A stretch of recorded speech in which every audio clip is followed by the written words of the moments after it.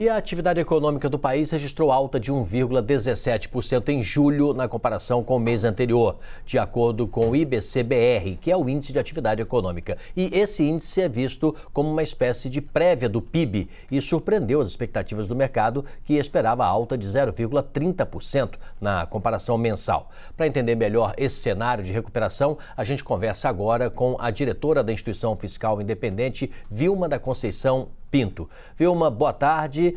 Esta indicação realmente foi acima, esse índice foi acima do que se esperava. A inflação continua sendo uma preocupação?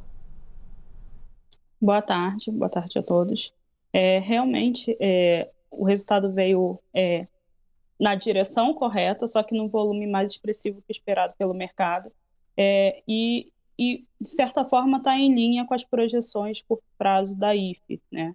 Para esse ano, a gente soltou um relatório que foi divulgado ontem, e para esse ano a gente espera um crescimento do PIB da ordem de 2,6%, e isso está alinhado muito com essa questão da melhora do setor de serviços, e isso tem relação com os indicadores de mercado de trabalho, a retomada das atividades presenciais, bem como a gente tem observado também alguns setores industriais, como construção civil, também recuperando. Eu acho que está alinhado, de fato, o resultado veio um pouco acima das expectativas de mercado, mas na direção em que os economistas estão prevendo. Ô Vilma, você falou um pouco aí sobre o retorno das atividades, isso e o mercado de trabalho também retomando. A gente tem sempre esse clima de euforia, mas chegando ao fim do ano, porque a gente tem, além dos empregos temporários, esse ano de eleição, nós tivemos aí auxílio emergencial, a gente tem o fundo de garantia sendo liberado, a gente tem o 13º sendo adiantado. Isso dá um crescimento real ou a gente tem que ficar preocupado para depois que passar esse período? Olha, a gente tem, por um lado, essas questões contribuindo positivamente para o PIB, só que a gente também ainda tem um cenário um pouco na direção contrária, que é quando a gente olha, por exemplo, a questão dos juros, que embora a gente esteja chegando nesse fim do aperto monetário, ainda exerce pressão sobre a atividade econômica, e o setor externo que também tem preocupado, né, a expectativa de recessão em algumas economias mundiais. Então, a gente tem esse balanceamento, né? Se por um lado a gente tem estímulos no consumo, tem todos esses efeitos sazonais também a se observar, por outro lado a gente tem essas questões que vão na direção contrária e vai contrabalanceando esse resultado para o segundo semestre. Em linhas gerais, é possível pensar no crescimento da economia ainda na ordem de 2,6%, como o número que a IFE divulgou ontem, e também essa revisão que o governo apresentou de 2,7%, tem algumas casas ainda com um número um pouco menor. Agora, Vilma, a propósito da pergunta da minha colega Luciana Barreto, já que estamos falando de emprego aqui também, o setor da construção é um dos setores que ajuda logo mais imediatamente a uma recuperação econômica, porque gera bastante emprego. Que outros setores também nessa alta agora você já detectou que podem ser influentes também para isso, para gerar emprego mais adiante? Olha, tem crescido bastante o setor de serviços, tem sido impulsionador desse crescimento.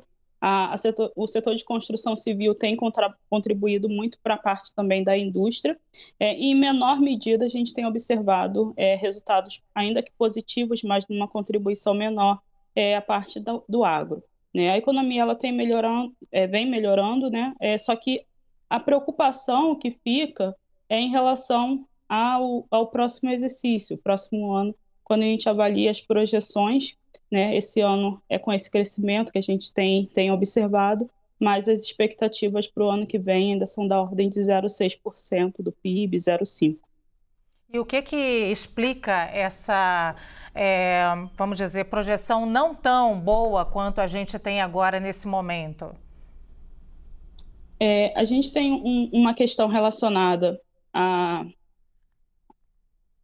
própria dinâmica econômica mundial, que provavelmente ainda tem uma expectativa de contribuir negativamente no próximo exercício. Tem uma incerteza em relação às medidas de estímulo fiscal que o governo concedeu esse ano se haverá ou não continuidade no próximo exercício, né? Então, num cenário sem essas medidas de estímulo fiscal, como, por exemplo, o Auxílio Brasil, num volume com adicional, as medidas de desoneração. Então, um cenário sem essas medidas, a gente espera um crescimento da ordem de 0,6% do PIB, e um cenário em que haja a prorrogação dessas medidas de estímulo, que contribui, de certa forma, para a demanda, né? Aí a nossa previsão aumentaria para a ordem de 1% do PIB. Então, a gente ainda tem esse contexto econômico que ainda está incerto, e vai depender muito da política fiscal e monetária no próximo exercício, bem como do setor externo.